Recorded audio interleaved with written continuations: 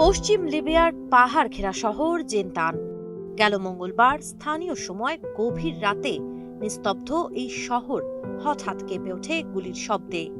নিজ বাড়ির বাগানে গুলিবিদ্ধ হয়ে নিহত হন সাইফ আল ইসলাম গাদ্দাফি, লিবিয়ার সাবেক শাসক মুয়াম্মার গাদ্দাফির ছেলে, যিনি এক সময় ছিলেন দেশের দ্বিতীয় সর্বাধিক ক্ষমতাধর ব্যক্তি।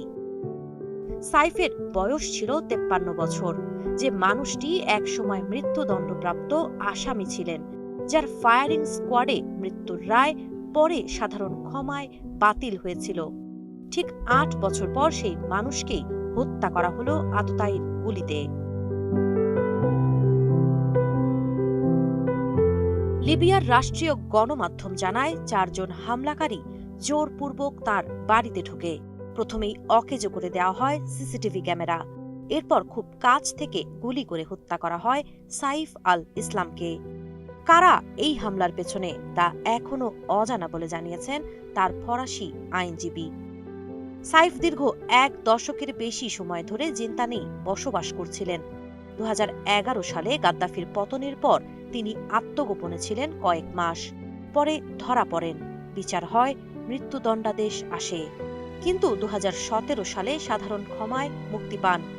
২০২১ সালে তিনি লিবিয়ার প্রেসিডেন্ট নির্বাচনে অংশ নিতে চেয়েছিলেন, কিন্তু রাজনৈতিক অস্থিরতায় সেই নির্বাচন আর হয়নি। শিক্ষা জীবনে সাইফ ছিলেন ব্যতিক্রমী।